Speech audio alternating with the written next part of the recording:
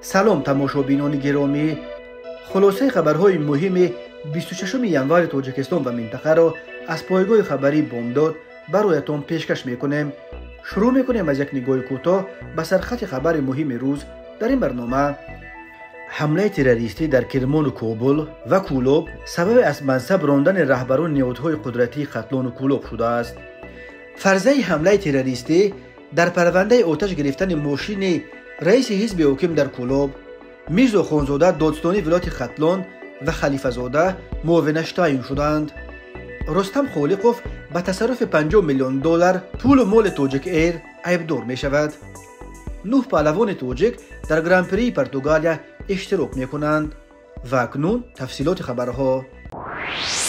برکناری رهبران نهادهای حفظ حقوق و قدرتی ولایت ختلان و منطقه کولوب با جمله معاونانشان که روز 19 ینور سال 2024 در جریان جلسه شورای امنیت از جانب پرزیدنت تاجیکستان امامعلی رحمان از کار رانده شدند، اینک یک هفته باز یک موضوع اول ورد زبان و بحث و بررسی های مردم و حلقه های کارشناسی باقی میماند، ولی تا کنون یگان نشریه یا منابع دیگر سبب های اصلی برکناری یک بار 10 منصبدار بلندپایه را گفتن نتوانستند. در همین حال روز 26 ینور سال 2024 یک منبع آگاه از جریان تحولات در دایره‌های سیاسی و قدرتی تاجیکستان به پایگاه خبری بامداد گفت که نگرانی پرزیدنت امامعلی رحمان از گرایش ساکنان ولایت ختلان به خصوص منطقه کولوب به عقیده‌های تند مذهبی و افزایش شماره زادگان جنوب تاجیکستان در صف گروه‌های جنگجوی افراطی یک سبب اساسی چنین تصمیم گیری شده است. همصحبت بامداد گفت شخصیت حملگر دوم در شهر کرمان ایران نیز معین شد. او و حملگر اول اسرائیل بازاروف زاده منطقه کولوب بودند. از آن پیش در حمله به اتوبوس مسافرکش در کابل پایتخت افغانستان 45 کس جان خود را از دست دادند. حملگر از گروه داعش خراسان بنا به معلومات نیز زاده منطقه کولوب بوده است، ولی قطره آخرینی که صبر پرزیدنت را لبریز کرد حمله تروریستی به ماشین رئیس حزب خلقی دموکراتی در شهر کولوب شد. در جلسه شورای امنیت امامعلی رحمان سرداران نهادهای قدرتی در ختلان و کولوب را به همین عیبدار کرد که از پس پر کردن جیب خود گشته وظیفه‌های اساسی خود را فراموش کردند و با قانون شکنی ها و بی‌عدالتی های خود مردم را با دست خود به دامن گروه‌های تروریستی تیره داده ایستادند. به گفته یک منبع دیگر در مقامات دولتی تاجیکستان اشتراک زادگان تاجیکستان اینک در چندین حمله در قلمرو ایران مایه نگرانی دوشنبه شده است، زیرا این حمله ها در حال انجام داده شدند که مناسبت های تاجیکستان و ایران بعد سالیان تنش‌ها تازه رو به گرمشوی دوباره آورده ایستادند و طبیعی است که اشتراک جنگجویان تاجیکستانی در حمله های تروریستی می تواند به این روند گرمشوی مناسبت ها لطمه وارد کند. قبلا احمد ابراهیم سردبیر پیک یگانه نشریه مستقل در جنوب تاجیکستان از ظلم سرداران نهادهای قدرتی به داد آمدن مردم منطقه به مافیا تبدیل یافتند و از آنها اراز داشتن حتی رئیسان و شهر و ناحیه‌های جنوب جمهوری را همچون یک سبب اساسی برکناری آنها نام برده بود. یادآور می‌شویم که روز 19 ینور سال 2024 پرزیدنت تاجیکستان امامعلی رحمان که رئیس شورای امنیت این کشور نیز است در جلسه شورای امنیت از سطح پست کسبی ناهوده براری نسبت به اجرای وظیفه‌های خدمتی، راه دادن به حالت‌های کروپسیونی، زیاد شدن جنایت‌های دارای خصوصیت‌های اکستریمیستی و تروریستی و قاچاق مواد مخدر به تندی انتقاد کرد و سپارش داد که تمام رهبران ساختارهای حفظ حقوق و نهادهای قدرتی ولایت ختلان و منطقه کولوب با شمول دادستانها و معاونانشان، سرداران و معاونان سرداران میلیسیا، اگنتی مبارزه با کروپسیا، اگنتی مبارزه با مواد مخدر، گروه‌های فوری کمیته دولتی امنیت ملی را از منصب راندند. یک منبع آگاه پایگاه خبری بامداد روز 26 ینور سال 2024 خبر داد که در پرونده ترکش ماشین رئیس کمیته اجرایی حزب حاکم خلقی دموکراتی تاجیکستان در شهر کولوب فرضیه حمله تروریستی همچون یک فرضیه اساسی تحقیق می شود. به گفته منبع بامداد که از جریان تفتیشات این پرونده آگاه است، گمان بر شوندگان در انجام این جنایت از امیسارهای گروه‌های تندرو در افغانستان تماس داشتند و مس از همانجا راهنمایی شدند. همین امیسارها به حملگران توسط مسنجر یاد دادند که مواد ترکنده را چگونه تیار کنند و چگونه در ماشین رئیس حزب حاکم بگذارند. نقل کرد همصحبت بامداد او به دلیل سر تفتیشات از رویه جزئیات بیشتر و نام دستگیر شدگان خودداری کرد. مقامات تفتیشاتی درباره تحقیق فرضیه حمله تروریستی در این قضیه تا حال اظهار نظر نکردند. قبلا خبر آمده بود که روز 5 ژانویه سال 2024 ماشین خدمتی تمغه شکودا رئیس کمیته اجرایی حزب حاکم خلقی دموکراتی تاجیکستان در شهر کولوب سلیم سیف الله زاده را آتش زدند. در نتیجه ماشین آسیب دیده و به گفته طبیبان پای راست سیف علی زاده شکسته است. از اول دو فرضیه وجود داشت که بر اساس یکیش علت آتش گرفتن ماشین تمغه شکودا شاید نقص فنی بود، ولی فرضیه دیگر احتمالی بر قصدانه آتش زدن ماشین نماینده حزب حاکم را هم صرف نظر نمی کرد. یک منبع از مقامات تفتیشاتی کولوب قبلا گفته بود که مقامات باید معاین کنند که ماشین خدمتی رئیس حزب حاکم را قصداً آتش زدند و یا اون به علت یگان نقص فنی آتش گرفته است. با گفته او ماشین شکودا را به تشخیص فرستادند و نتیجه تشخیص را منتظرند. مفتشان همچنین از صاحبان دکان‌های نزدیک به مکان حادثه نوارهای ثبت دوربین‌های نظارتی را طلب کردند. نمایندگان حزب حاکم در کولوب این حادثه را تا حال شرح ندادند، اما این بار اول نیست که ماشین‌های منصبداران در منطقه کولوب آتش می‌گیرد. در دست کم یک حالت مقامات قصداً آتش زدن ماشین منصبدار را تصدیق کردند. دادگاه شهر دوشنبه در اول ماه ژانویه سال 2024 با محکمه پرونده جنایتی رستم خالقوف رهبر سابق شرکت هواپیمایی تاجیک ایر آغاز کرده است. در این باره زیعبدالله عبداللهیف ادوکات شناخته تاجیک و نماینده وکالتدار شرکت تاجیک ایر در یک مقاله در سامانه SSSR با نام ضرررسان کلان اویاسیون تاجیک خبر داد رستم خالقوف ماه می سال 2023 دستگیر شده در سزای رقم 1 در حبس پیشکی قرار دارد. خود خالقوف و یا نزدیکان و یا ادوکاتایش برای شرح قضیه دسترس نیستند، ولی بنا به اطلاع عبداللهیف رستم خالقوف به برآمدن از حد وکالت‌های منصبی، تصرف مبلغ‌ها و مال و ملک تاجیک ایر به مبلغ مخصوصا بزرگ در حدود تقریبا 50 میلیون دلار عیبدار می شود. رادیوی آزادی خبر داد که مرافعه پرونده رستم خالقوف در داخل بنای سزای رقم 1 شهر دوشنبه می گذرد و روز 26 ژانویه در اینجا جلسه دوم دادگاه دایر شده است، ولی به خبرنگاران اجازه اشتراک ندادند. یک مسئول دادگاه گفته است که مرافعه باز است، اما به سبب محدودیت‌های موجوده در بازداشتگاه موقتی نمی‌توانند خبرنگاران را راه دهند. در دادگاه دوشنبه وعده دادند که مرافعه نوبتی را در تالار دادگاه می‌گذرانند و به خبرنگاران اجازه اشتراک خواهند داد. رستم خالقوف که چندین سال رهبر شرکت هواپیمایی تاجیک ایر را در دست داشت، یکی از نفران خیلی پرنفوذ در این ساحه و حتی سلطان اویاس تاجیک نام برده میشد. اما عبداللهیف ادوکات شناخته که در این قضیه از منفعت تاجیک ایر حمایت میکند در مقاله‌اش در SSSR خالقوف را نه سلطان اویاس تاجیک بلکه ضرررسان کلان اویاس تاجیک عنوان کرده برخی تفصیلات دعوای شرکت فعلا فلج شده نسبت بر رهبر سابقش را بازگویی کرده است. به نوشته عبداللهیف از عملهای کروپسیونی و تصرفکاری‌های رستم خالقوف و شریکانش باعث شد که تاجیک ایر اینک 5 سال باز عملا از فعالیت باز مانده فلج شده است و یگان پرواز انجام دادن نمیتواند. او می نویسد که رستم خالقوف در بسیار موردها تا بدون موافقت با شورای نوزران این شرکت هواپیمایی به مبلغ‌های بزرگ شرطنامه ها میبست و هواپیماها را بدون پرسش به چپ و راست به اجاره میداد. به صورت حساب‌های مشکوک میلیون ها دلار و روبل انتقال میداد. عبداللهیف همچنین تناسب فعلی در انجام پروازها بین شهرهای روسیه و تاجیکستان را که بیش از 800 پرواز از جانب شرکت‌های روسی و مگه 100 پرواز از جانب یگانه شرکت هواپیمایی تاجیکستان سامونیر انجام می شود نیز نتیجه ویرانکاری و یا به تدبیر این ادوکات ضرررسانی رستم خالقوف و کماند او می شمارد و بر این است که خالقوف و شریکانش در عوض منفعت‌های پولی این بازار را به شرکت‌های روسی توفه کردند. بنا به حساب نماینده وکالتدار تاجیک ایر در عموم در نتیجه اعمال و اسرافکاری سابق دیرکتور اگنتی تاجیک ایر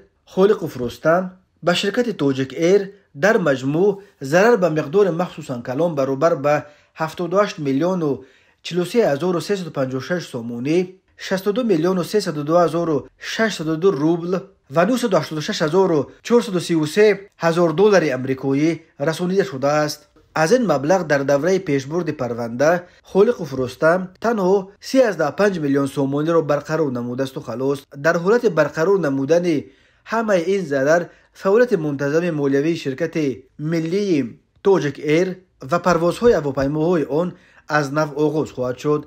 نوشته است عبداللهیف در مقالش در SSSR. رستم خالق و نزدیکانش تا کنون به این دعواها یگان پاسخ ندادند. تماشابینان عزیز، یادآور می‌شویم خلاصه مهمترین اخبار تاجیکستان را از پایگاه خبری بامداد تماشا دارید. برنامه را ادامه می‌دهیم. به جای عبدالرحیم رحیموف به مقام دادستان ولایت ختلان جمشید میرزاخانزاده و به جای رحمان علی امامزاده به مقام معاون دادستانی این ولایت محمد رضا خلیفه زاده تعیین شدند. جمشید میرزاخانزاده که رتبه گنرالی دارد تا کنون سردار ریاست نظارت اجرای قانونها در مقامات مبارزه با فساد در دادستان کل تاجیکستان بود و یکی از نفران نزدیک به دادستان کل یوسف رحمان به شمار می رفت و مسئول نظارت اجرای قانونها در مقامات مبارزه با فساد بود. محمد رضا خلیفه زاده باشد زاده نایه حمدانی بوده تا حال در دادستانی کل در مقام سردار ریاست نظارت اجرای قانونگذاری در بخش‌های انداز، حمایت و دستگیری دولتی صاحبکاری و در گذشته یک زمان در مرکز مطبوعات دادستانی کل کار میکرد. حمزه علی مظافروف دادستان منطقه کولوب ولایت ختلان تعیین شده است. مظافروف تا رسیدن به این منصب در دادستانی کل به حیث سردار ریاست نظارت اجرای قانونها در مقامات امنیت ملی فعالیت داشت. در این باره روز 25 ینور سال 2024 رادیوی آزادی با تکیه به منابع خود در ختلان و کولوب خبر داد. بنا به اطلاع منابع این رسانه، میرزاخانزاده و خلیفه زاده را به عنوان دادستان و معاون دادستان ولایت ختلان روز 22 ینور به کارمندان این نهاد معرفی کردند. دادستانی قبلی منطقه کولوب خیبر زیدالله‌زاده آخرهای ماه اکتبر سال 2023 با اتهام چشم‌پوشی از کردارهای غیر قانونی در تقسیمات قطعه‌های زمین از مقام برکنار شده بود، اما باقی رهبران نهادهای دادستانی و دیگر نهادهای حفظ حقوق قدرتی ولایت ختلان و منطقه کولوب را پرزیدنت تاجیکستان امامعلی رحمان روز 19 ینور سال 2024 در جریان جلسه شورای امنیتی از کار راند. اما به جای دادستانی شهر کولوب کسی را تا حال تعیین نکردند. قطب‌الدین دوستی زاده که در گذشته معاون دادستانی نقلیات تاجیکستان بود و ماه نوامبر سال 2021 در این منصب کار میکرد، روز 24 ینور در اساس همون سپارش پرزیدنت امامعلی رحمان از مقامش برکنار کرده شد. چیز چورش را گرفته از کولوب رفت.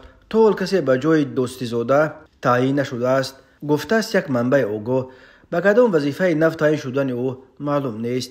یادآور میشویم که روز 19 ینور سال 2024 پرزیدنت تاجیکستان امامعلی رحمان که رئیس شورای امنیت این کشور نیز است، در جلسه شورای امنیت از سطح پست کسبی ناهوده براری نسبت به اجرای وظیفه‌های خدمتی راه دادن به حالت‌های کروپسیونی، زیاد شدن جنایت‌های دارای خصوصیت‌های اکستریمیستی و تروریستی و قاچاق مواد مخدر به تندی انتقاد کرد و سپارش داد که تمام رهبران ساختارهای حفظ حقوق و نهادهای قدرتی ولایت ختلان و منطقه کولوب با شمول دادستانها و معاونانشان، سرداران و معاونان سرداران میلیسیا، اگنتی مبارزه با کروپسیا، اگنتی مبارزه با مواد مخدر، گروه‌های فوری کمیته دولتی امنیت ملی را از منصب راندند. روز 25 ینور سال 2024 در تولدخانه بیمارستان استقلال در شهر دوشنبه پایتخت تاجیکستان طفلان چهارگانیک به دنیا آمدند. در این باره در فیسبوک با نشر عکس این طفلان چهارگانیک خبر دادند. درباره شخصیت پدر و مادر این طفلان چهارگانیک چیزی گفته نشده است. درباره وضع سلامتی مادر و طفلان نوزاد نیز معلومات داده نشده است. آژیا پلیوس روز 26 ینور خبر داد که در بخش تولدخانه بیمارستان استقلال نیز تولد چهارگانیک را تصدیق کردند، ولی از ارائه جزئیات دیگر خودداری ورزیدند. این بار اول نیست که در تاجیکستان چهارگانیک ها به دنیا می آیند. تنها از اول سال 2024 این علاقه دومین مورد تولد چهارگانیک ها در تاجیکستان است. روز 14 ینور سال 2024 مجگونه اسوی و ساکن 27 ساله دهه قزلقلعه نویه خراسان ولایت ختلان که قبلا یک فرزند داشت، این دفعه یک باره چهارگانیک، دو پسر و دو دختر به دنیا آورد. قبلا ماه ایون سال 2022 یک ساکن 27 ساله جماعت مرزی چورکوی اسفره 4 دخترچه تولد کرده بود. در عرفه سال نو 2021 ساکن 30 ساله نویه قبادیان ولایت ختلان دلنوزه محمدووا یک باره 5 فرزند، 2 پسر و 3 دختر به دنیا آورد. ماه ینور سال 2023 باشد در تولدخانه شهر خوجند بار نخست در تاجیکستان 6 نفر 2 پسر و 4 دختر تولد شدند، ولی بعد یک روز طفلان نوزاد فوتیدند. سطح تولد در تاجیکستان بلند باقی میماند. از روی افزایش اهالی در بین کشورهای پس و شوروی تاجیکستان در جای اول قرار داشته. طبق آمار رسمی شماره اهالی تاجیکستان هر سال به حساب میانه 2.2% یا تقریبا 200,000 نفر می‌افزاید. سال گذشته شماره اهالی تاجیکستان به 10 میلیون نفر رسید. انتظار می‌رود که تا سال 2030 اهالی تاجیکستان از 11 میلیون نفر گذرد. روز 26 ینور سال 2024 در شهر ادیویلس واقع در کناره‌های شمال لیسابون پایتخت کشور اروپایی پرتغالیا موسم امساله مسابقات گشتین جودو با مسابقه جهانی گراند پریکس پرتغالیا 2024 آغاز می شود. در این مسابقات که با اشتراک 640 ورزشگر از 92 کشور تا 28 ینور ادامه می یابد. بنا به اطلاع فدراسیون جودوی تاجیکستان 9 پهلوان تاجیک 8 مرد و 1 دختر اشتراک می کنند. 52 کیلوگرم اهلیه مومینووا، 60 کیلوگرم محمد صالح قواتوف، 60 کیلوگرم مهرزاد صوفییف، 73 کیلوگرم محمد شریف نجمیدینوف، 81 کیلوگرم عبدالجلیل زاده محمد جان، 90 کیلوگرم کامرانشاه استوپریان، 90 کیلوگرم رجبوف امید جان، 100 کیلوگرم انورزاده امام میرزا، 100 کیلوگرم ابوبکر یعقوبر. برنامه مسابقه چنین است: 26 ینور قوه‌آزمایی در وزن‌های 48، 52 و 57 کیلوگرم در بین زنان و 60 و 66 کیلوگرم بین مردم برگزار می شود.